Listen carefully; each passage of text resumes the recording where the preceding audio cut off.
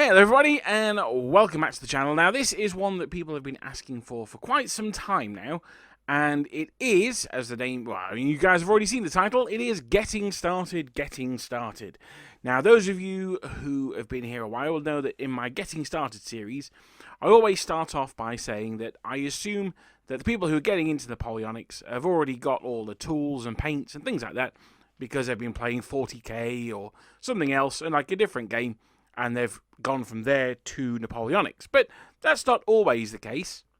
And it may be that if you are wanting to paint for, I don't know, you want French Army in Napoleonics, and you've only ever painted Iron Warriors, well, you're okay for metal, yellow, and black, but that's not going to get you that far in a French Army. So you know, we'll have a look at various things like that. Now this, because it's going to be more based around tools and equipment, this can be suitable for epic scale Napoleonics, 28mm, 50mm, 6mm, whatever mil that you can think of, and also non-Napoleonics as well. So if you've got someone who is interested in getting into wargaming, maybe wanting to start the new Conflict 47, or perhaps Bolt Action, or maybe even wanting to look at Midgard and some medieval action, or something like that, Hail Caesar perhaps, then let them know, point them to this video, because hopefully 90% of the things plus are going to be useful for any period. So we are going to start off with the ground rules. Now, as with any hobby, there is unfortunately a cost to buy in, and this one, for materials wise, is not actually going to be that expensive. So what we're going to do is I'm going to allow myself, assuming that I've got absolutely nothing whatsoever, I'm going to allow myself a budget of £100, and we're going to see how far that stretches.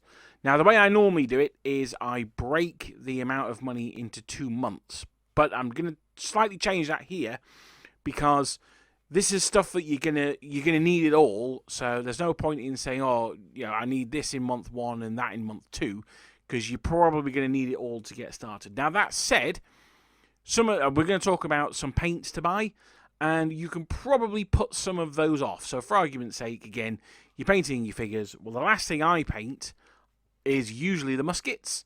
So I could probably put off the brown and the metal till month 2, but I'm not going to split hairs like that. I'm just going to say this is 1 month, £100, and this is we're getting started with that £100. Now, as normal, I'm not going to be including potion and packaging in these, and that's because you can either pick them up from various friendly local game shops or other shops and things like that, and sometimes you might want to, I think I probably would recommend, if you have the possibility of doing this, then combining it with a first month's purchases, and then you're likely to get to a postage-free threshold anyway. So I won't be including potion and packaging. I will be, I'll be going mostly to one of my friendly local game stores for these prices. Now, I do have an affiliate link with them. It's in the comment below, so if you want to pick anything up, then please use that. It helps the channel. But I'm going to these guys as a representative of third-party retailers. One of the great things about your hobby supplies is that most local game stores will either carry them in stock or be able to order them in if they don't have them in stock.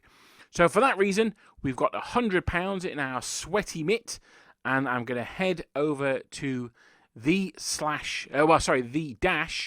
outpost.co.uk, and we're going to do the most of our shopping from there. Because, as I say, I've got an affiliate link down below, so you can just click on that one.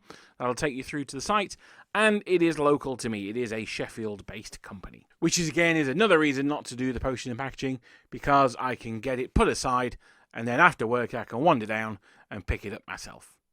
Now, the Outpost is a slightly unusual local gaming store, given that it has its own range of hobby supplies, and it is the Colour Forge. So the Colour Forge is a company that is owned by the guys behind the Outpost, so they've normally got quite a good selection of stuff like that. And the first 2 things that we're going to look at today are, we're going to look at their glues. Now, we're going to need various kinds of glue. We're going to need super glue for our metal models. We're going to need plastic glue for our plastic models. You can glue plastic models with super glue, but you can't glue metal models with plastic glue. So bear that in mind. So we've got super glue, plastic glue, and we're also going to look at what they call basing glue, which is just PVA glue, basically. Now, for super glue and PVA glue, you can potentially get them cheaper elsewhere. I buy mine from B&M, which is a store in the UK. It's sort of like it's a bit like Wilko's, if you remember that one, or Woolworths. It's just a sort of a general store, and they sell 5 little tubs of little bottles of super glue. I think they're £1 or £1.99. I like getting the smaller ones because it means that, and when I invariably glue the lid on, it doesn't ruin like a full tube of glue. It's just a little bit. So you can, if you can't use it anymore, you should be able to. But if you can't use it anymore, then just throw it away and open up the next one. It's not the end of the world. But we're going to look at getting the whole gestalt from as few places as possible. So I'm going to recommend that we drop our first money, our first minis. We go $3.99 for the super glue, $3.99 for the Colour Forge basing glue, and it looks to me like they don't have any of their plastic glue in stock, but they do have some of TT Combat, and that is £3.60. So we've gone for 2 lots of $3.99, so that's £7.98, £8.58, £11.58 we've spent so far on 3 different types of glue. So that's not too bad. We are just over 10% into our spends, but we've got our glues, and these will last for a hell of a long time.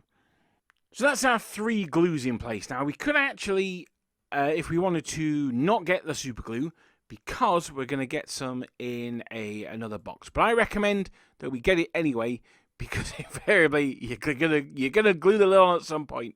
So it's good to have a spare. Now, what you can do if you glue the lid on is you can just slice across the top and keep using that until it dries out, and just putting the thing you've sliced across back on like a lid. But it is going to dry out eventually, so I don't think you can have too much super glue, to be honest.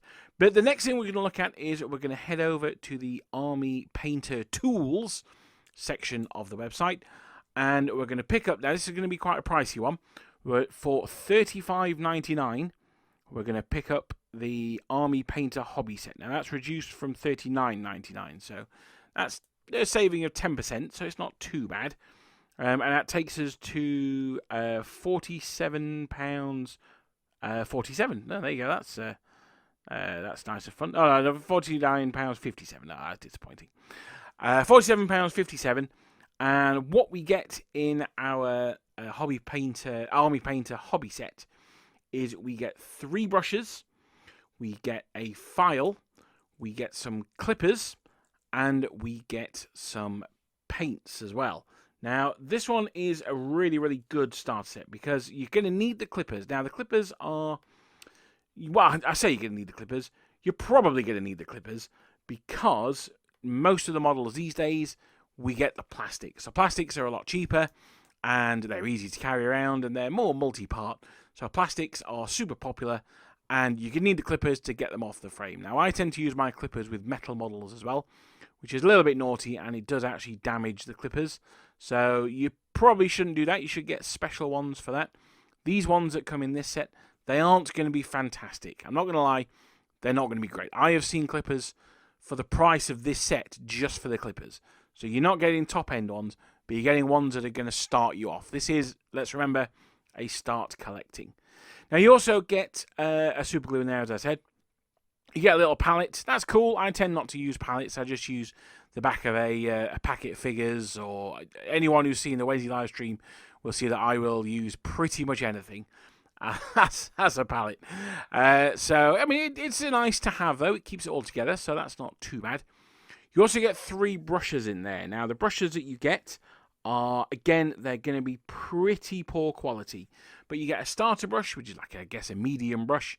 You get a precise detailer brush, which is a little one, and you get a dry brush, which is a flat-ended brush.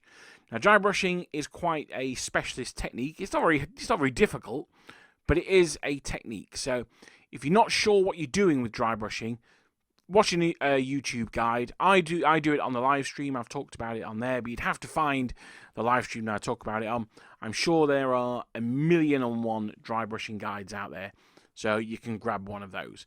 That's more for, again, when you're starting out, dry brushing is a really, really good way of getting some definition on a figure. And I still use it now. It's nice to have in the toolbox. It's really good for bringing out the details on something. I'm looking over at a Imperial Guard General from Piano Miniatures, and his bearskin I have painted with a black contrast paint, but it's not quite contrasty as I'd like. So I'm almost certainly going to dry brush that with a lighter, sort of a lighter grey, well, dark grey, just to bring out the details on that. So dry brushing is useful, even if you are, a painter of some experience. I don't want to say it's not, but it's not the most. It's not normally a brush I'd say that we start with. The file's very useful. The file is going to be useful for when we roughly cut bits off a sprue, and when we use a knife. Now, that's something else that we're going to have to pick up. So if you are under 18 in the UK, you're going to need someone else to get this for you, and use it under supervision, of course. But, yeah, they're really good for cleaning that up, particularly on metal models. If you are using them on a resin, then you should do it in a well-ventilated area or wear a mask. Full disclosure here, I never do, but it is highly toxic, so you are best off wearing a mask if you're filing resin. If I was filing a large piece of resin or sawing something, say I was doing a Titan or a large piece like that, then yeah, I would definitely wear a mask, and I would also probably do it outside as well. But yeah, so I'm not going to put masks in the budget here, but that's something that you can look at if you want. Since the Koof, they're absolutely everywhere. So I mean, again, they are of varying grades and varying qualities, but I'm going to leave that one up to you. We also get, far more excitingly, 12 paints. Now, looking at the paints we get, we've got a white and a black, very good. We've got a red and a blue, very good. We've also got a green. So if you're doing Russians, Austrians, Brits, French, Spanish, Italians, they've all got you covered. Danes, they've got you covered with those. There's a flesh, well, that's usually quite handy. A leather brown, and then there's a skeleton bone, a brush on powder, not quite sure what that is, a metal, and strong tone. Now, strong tone is it's not quite a wash, because you put it over the whole model. It is very handy. It's good for having detail in there, but it will make everything quite dull. I'm going to recommend against using the strong tone, because I think there's better alternatives out there. But there's nothing wrong with using the strong tone. One of the downsides is it does tend to make your figures shiny, so you will need some matte varnish. I'd rather we bought a wash with the money that you would use for a matte varnish, if that makes sense. So we've got a good collection of colours in there. We've got a leather brown. Now, for Napoleonics, there is surprisingly little brown leather in Napoleonics. It tends to be blancoed white. So I'm not sure how useful that's going to be. We could use it for things like packs and stuff like that. But we're going to need another brown to represent wood, because obviously everyone's got a musket. So we're going to need that one. But looking at there, you've got pretty much all of the basic colours. So happy with that. We've got 3 brushes. We've got a regular brush, we've got a fine detail brush, and a dry brush. We've got our file, and we've got our clippers. Now, the one thing that we don't have, and I did mention this earlier on, is a modelling knife. And looking at the Outpost website, there are a huge number of these available. The one I'm going to recommend it's going to be a slightly more expensive one, but the one I'm going to recommend is the one from TT Combat, and that one comes with some replacement blades as well, and it is £4.25. So it comes with 5 spare blades, this one. Now, the reason I've recommended this one is not the cheapest one that they sell. It's not the most expensive one either. What I like about it, though, is the handle. It's got quite a chunky handle. I find a chunkier handle, a more ergonomic handle, means that you are less likely to slip. It's less likely to drop out of your hand and things like that. So this is purely a safety thing. There's a cheaper one that's almost like a pen. I've got one of those, and I've kept a super sharp blade on it. So I use that for cutting off detail that I need to be very precise, and it needs to cut. So I'm thinking I might be trimming something around a model's face, or maybe cutting the butt off a gun that needs to go in place, or something like that, and I need to not bend the part. That's what's really useful for that. But I use that very, very, very, very sparingly. My general blade, I use Games Workshop ones. That's because I got them when I worked for Games Workshop. They're very expensive. I don't think you need to spend that amount of money on them. I think the TT Combat one is absolutely fine. Now, one thing that I would recommend, this is getting started, so I'm slightly going away from the topic here. That's nothing new for my videos. But I would recommend that you have 2 knives. I'd recommend that once your knife starts to get a bit blunt, I did say you get 5 replacement blades, so you can replace the blade. I would suggest, however, that you don't. I would suggest that you buy a second knife. Maybe put a bit of tape around it, like red tape or something like that, so you know that's your sharp one. And then you can use that one for cutting, and your slightly blunter one for things like getting rid of mold lines or scraping, things like that. So that's what I do. I have a sharp blade and a slightly blunter blade. Don't get me wrong, I can still cut with the blunt blade, and it is still, I still have to be careful. It still could be dangerous, but it's not as sharp as the sharp blade. And the idea there is I can scrape a plastic model. The sharp one would just dig into the model and carve a chunk out, whereas the blunt one will just go along the top of the model and get rid of the mold line. So that's for future reference, is you haven't got 5 spare blades here because you're going to buy a second one, and then that one has got like the original 1 blade and then 10 spares. When the sharp blade starts to get blunt, you move that onto the other knife, and then that becomes your new blunt one. You put a new sharp blade in, and you go again. That's how I do it, but you don't have to necessarily. And you do, of course, have the file, and that's quite useful for getting rid of mold lines as well. For me, I tend to use a blade because the file is too big, but obviously safety-wise, the file is a lot better. So we've now got our knife as well. What we're going to look at, we've spent just over half of our budget. We've got 12 paints for that though. We've got 3 brushes, we've got clippers, knife, and we've got 2 lots of super glue, a bottle of plastic glue, and some PVA glue. So we're going to stay at the outpost, however. We are going to leave that at the outpost, but not just yet, because we're also going to get some green stuff. Now, green stuff is both a company and a product. So what it's also modelling putty. So it's under modelling putty and green stuff here. And what that is it's a 2-part compound. You mix it together, and it then will set really hard. And that's good for filling gaps and things like that. Now, I've noticed with the older plastic Perry models in particular, they can have quite a lot of gaps in there.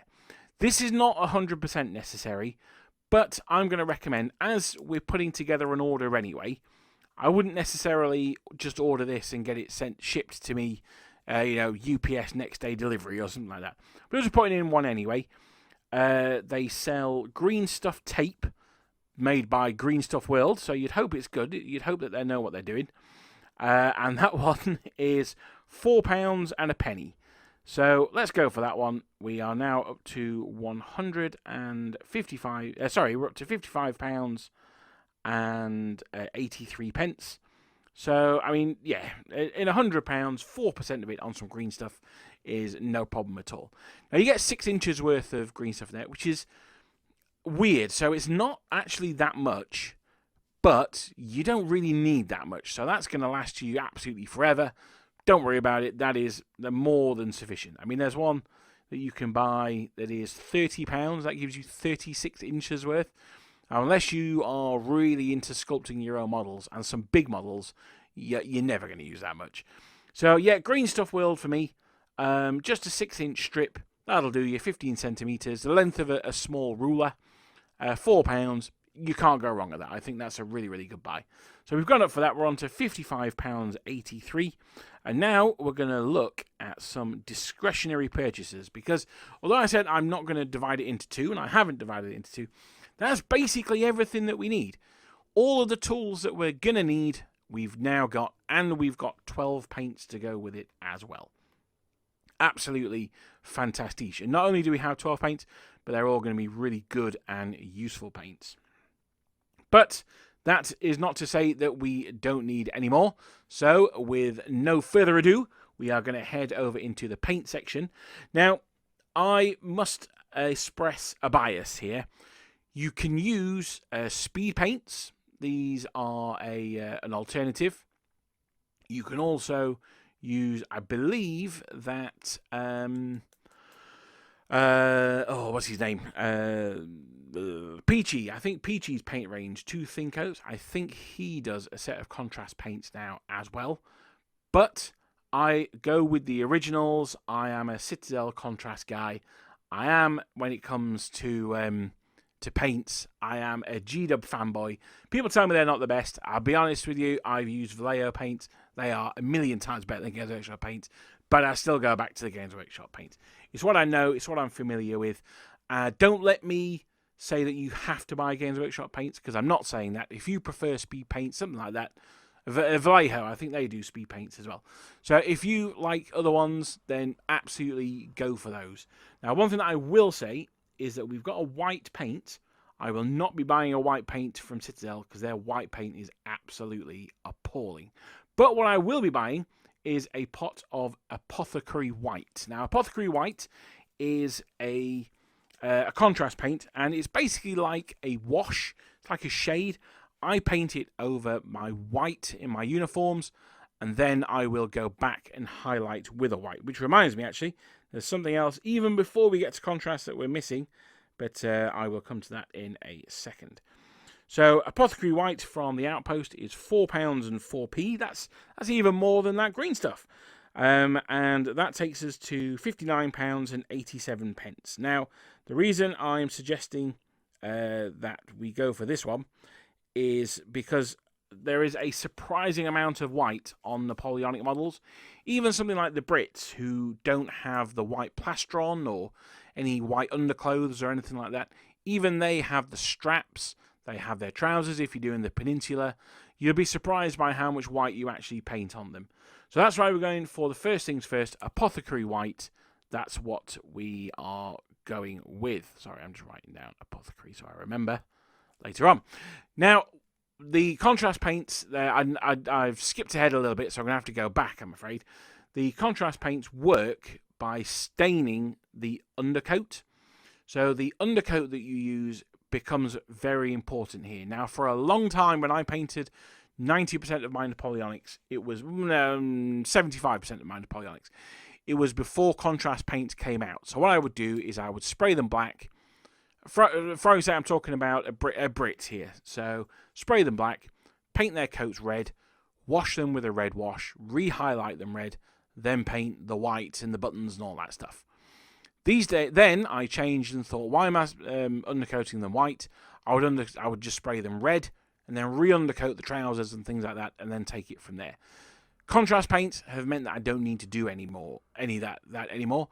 But you do need the right base paint. So, as I mentioned, Colourforge, they are a company set up by the Outpost. So we are going to go straight to Colourforge and we're going to look at their spray paints. Now, the most important one, I think, is white and bone. Now, the other one is grey. So they do they do a lot of different colours, but those are the three ones that when we're looking at contrasts. Now, don't forget, we've got these 12 paints that aren't contrast paints, so we don't necessarily want to get too bogged down with them, but we're going to go for contrast paints in addition to those paints. What I'm going to recommend we use those 12 paints for is as highlights to the contrast.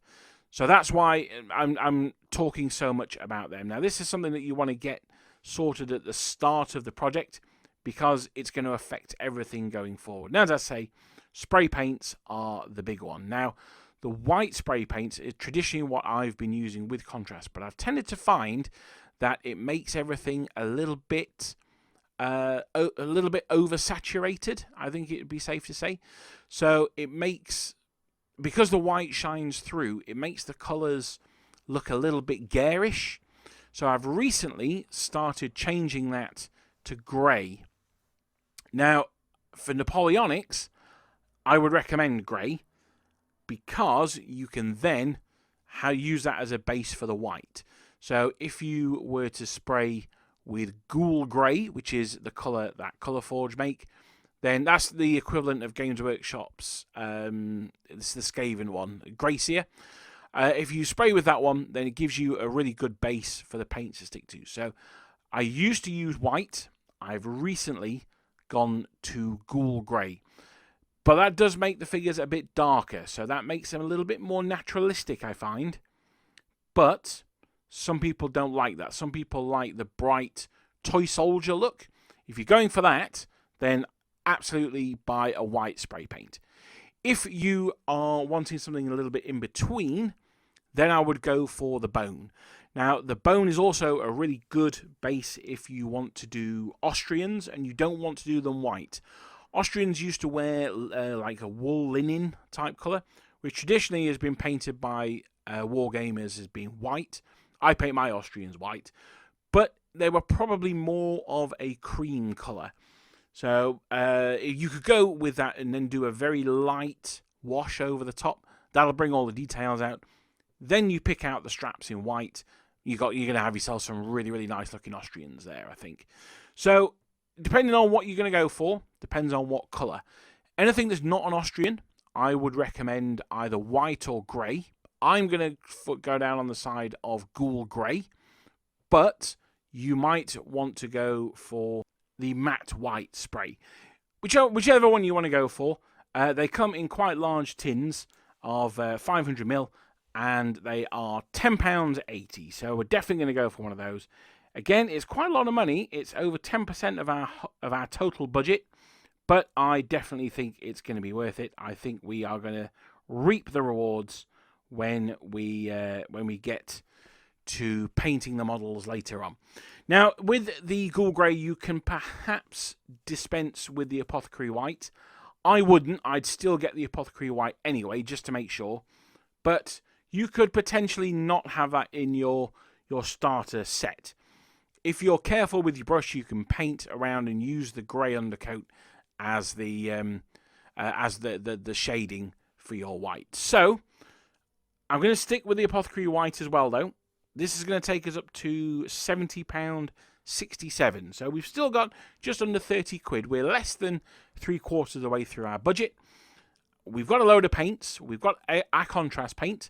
I'm going to recommend 2 more paints, and then we're going to look at duplicating some things we've already got, but I think we are going to need to.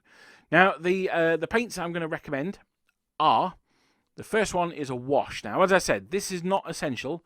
We've got the strong tone in the box, but I'm not a big fan of strong tone myself. So this is purely a personal thing.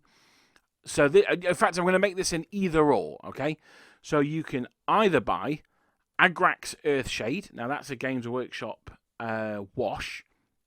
It's a large one. It's an 18mm one. Make sure that you don't buy the satin version. You want you just want the regular shade version. Okay, so go for that one. That is a brown wash, and you're going to want Nuln Oil. Okay, so Nuln Oil is a black wash. Now the two of them come to £8.08, and you might want to say to yourself, well, you know, I've already got the tone, the strong tone that combines those two. I'm not going to need it, and that's absolutely fine. For me though, putting strong tone over the whole model, it just makes it into a bit of a blob. I mean, originally you were supposed to dip the model in strong tone, which I can't bring myself to do it. But for me, it muddies the colours together. Now that makes it more realistic, but for me, I like my colours to be distinct from each other. That's why I would go for these 2 different shades. Agrax is really good for shading pretty much anything. Particularly, I use it a lot for flesh, although people tend not to. I like it for flesh. And then the Nuln Oil is really good for anything dark and for weapons in particular. Anything metallic, it's really good for. So that's £8.08, which I am going to suggest. Now, if you don't want to spend that, if you're like, no, I don't care, I'm going to use the strong tone, that's absolutely fine. But you're going to want to then spend £10.80, so it's £2 more, and you're going to want to get yourself some matte varnish. Now, matte varnish will stop the shine from the strong tone, but it will also protect the models as well. So you're paying an extra £2, but you are also protecting your models. So I'll leave that one up to you. We're either on £78.78 if you've gone with the 2 shades, or we're on £10.80 if you've gone with the matte varnish. Now, it might be a little bit confusing. Basically, what I'm saying is the strong tone you get in the Army Painter starter box, you can use that as a shade, just paint it over the whole model, and it'll shade everything. But it makes it shiny. To stop it being shiny, you need to spray it with matte varnish. If you use the Citadel washers, then they shouldn't be shiny if you've shaken them up enough. They won't be shiny, and you wouldn't necessarily then need to matte varnish your model. So I'll leave that one entirely up to you. That is very much a dealer's choice. As I say, we're either on £78.78 or we are on £80.58, £81.58, depending on if you've gone for the matte varnish or not. We're going to continue as if you haven't, so we're going to say we're on £78.78. But just be aware, I'm not hating on strong tone. Some people like it. I prefer a little bit more of a nuance, but the strong tone does the job very well anyway. So we're going to move on to a couple of things that you've already got, but we are going to replace with better ones. Now, these are paintbrushes. Now, there's a lot of hearsay talk around the water coolers, around who and what make the best paintbrushes. Now, I am not going to weigh into this because I am not a top-class painter. I'm never going to win a Golden Demon. So, yeah, I'm going to let people who might win Golden Demons talk about paintbrushes. But for me, I do want them to be half decent, okay? So, brushes, like many things, you get what you pay for. And the first thing that I'm going to recommend is that instead of using just a general brush that comes in the starter box set, that we replace these with some more fancy examples. Now, the first one I'm going to go for is we're going to head over to the brushes part of the Outpost website. Now, this is going to be quite expensive. It's going to be just under £7. The Wargamer Brush Regiment from the Army Painter. Now, obviously, we're going to be painting regiments, so the regiment brush is perfect for that. But joking aside, it's actually quite a large brush. It's going to be really useful for base coating our troops. If we've done them with, say, a grey spray paint, then we're going to need to paint the sleeves and the trousers and all that kind of good stuff over the top. So we have a relatively large brush here. As I say, it's quite expensive. It's £6.98. So yeah, it's not cheap, but I think we are going to get the value out of it. It is going to take us to £85.76. And one thing that I will say about brushes, now, I think more than anything else, people have their own brushes that they like using. Nothing wrong with that. I like Citadel brushes. Again, so when I worked at Games Workshop, they changed all the paints.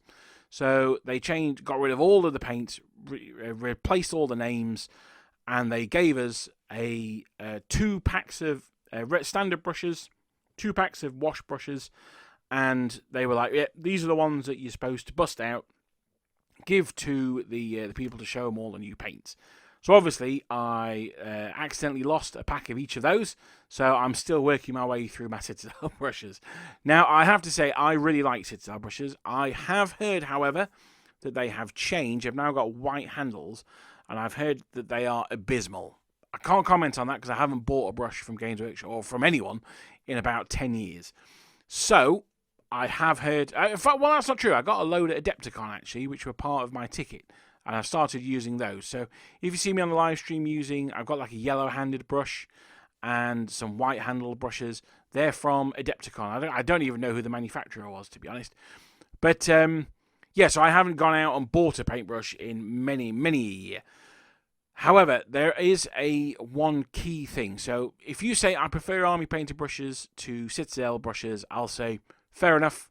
That's personal preference. Got no problem. What you do need, however, though, and this I cannot emphasize highly enough for people getting into wargaming, do not use acrylic brushes. Now, friends and family think that brushes are brushes, and they, oh, I was in the works and I've bought you a pack of 50 brushes and it only cost me £1 or something like that. That's very sweet of them, but they're going to be absolutely fucking useless. If you will excuse my French on that, they are no good at all. The reason being that you need natural hairs. The way the hairs work is is it the follicles? I think the parts of like the hair, they hold the paint. An acrylic brush is just smooth, so the paint just runs off. They are really, really no good for anything, I'm afraid. The possible exception, you can use them for PVA glue. That's basically going to be it. So you do need to spend a little bit of money on your paintbrushes. You don't necessarily have to go for super, super expensive ones. Now, these ones are a sable hair. They're not Kolinsky. They're apparently Rotmarder sable hairs. So I don't know what the hell one of those is. But they're not the top of the line ones. But I'd expect it to be pretty good. I must confess, though, this is a bit of a shot in the dark. As I say, I have not bought a paintbrush in some time. But I've read reviews of this one. It's got 4 reviews at on the Outpost. 3 of them are 5 stars. 1 of them is 4 stars, and that's because the triangular grip takes some getting used to. Fair enough. That doesn't necessarily take away from the quality of the brush, though. So that's why I'm recommending this one. It's a larger brush. It'll complement our sort of bog standard size brush and our detail brush. I think as well this brush is going to be large enough to use as a wash brush. And that's quite important because it means that we can get quite a bit of wash on the brush, but we can still control where it goes. So I think that's going to be really useful as well. So we have got now a bunch of paints. I think we're going to need to expand on that a little bit, though. I said that we needed a wood brown. And for that, I'm going to recommend either a Mornfang brown from Citadel, or I'm going to recommend Gore Grunter fur. I've said before on a live stream, I really like Gore Grunter. That's a contrast paint.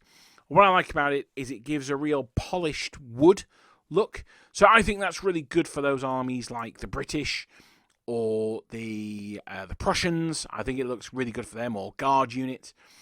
I think for more less parade-ready troops, shall we say, you can get away with maybe I'm trying to think of the name off the top of my head now. There's always a good idea. I think it's Wildwood, or even a Cygor brown, one of those. Now, I would recommend that you get 2 browns, particularly if you're doing the French. If you're doing the English, you don't need 2 browns, or the British. If you're doing the French, then you will, because they have like a pack with the fur still on it.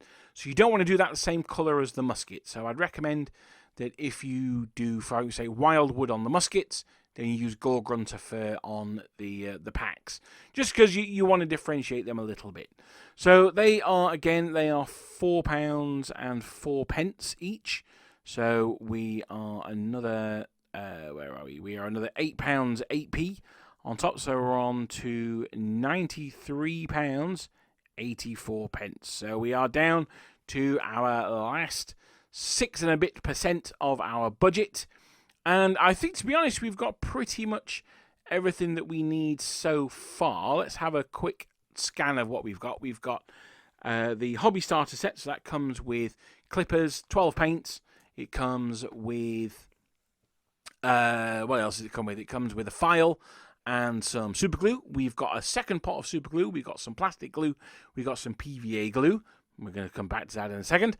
And we have a couple of extra paints. We've got 2 washers, or we've got some matte varnish, depending on which way we went down there. We've got a couple of contrast paints, and we've got a spare brush as well. So not a spare brush, but a larger brush for doing those larger areas. So we're looking pretty sweet at the moment. We're looking pretty set. Now, I did mention the PVA glue, so that is for the bases. Now, the bases can be done a whole host of different ways. I keep chopping and changing how I do my bases. Oh, we've also got some green stuff as well. I keep chopping and changing how I do my bases, but the very basic, simple way of doing them is put some PVA glue on there, glue some sand on, then paint it brown. Job's a good one. So we are going to get some sand. Now, I would say that buying sand from a wargaming shop is a little bit silly. You can get a humongous bag of it from like a builder's yard for like a tenner. You don't want sand, you want quite coarse sand. You can get it from a builder's yard, stick it in the oven to dry out and get rid of any gribblies that might be in there. Although I've never had any gribblies, and I very rarely dry it out in the oven. But yeah, you know, it's one of those things where, for convenience, I'm going to suggest that we get it from the modelling shop. But it is a little bit silly, if I'm honest.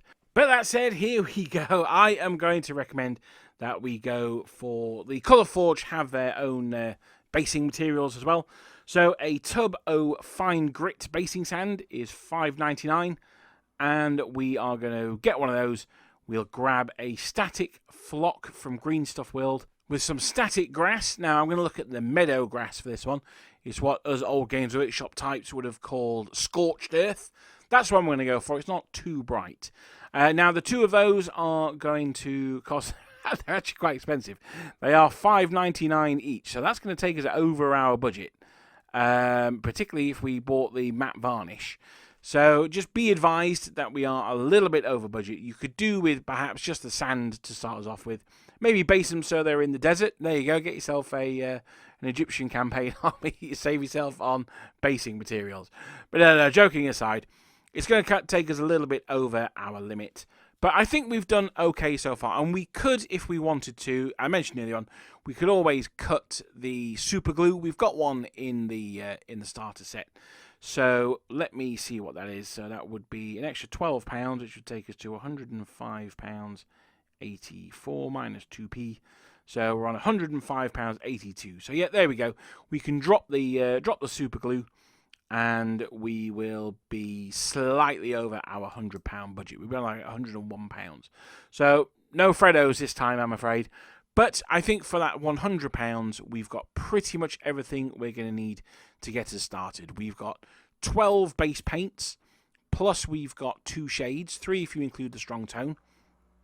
And we have some contrast paints on top of that. We've got an apothecary white, and we've got a couple of browns as well.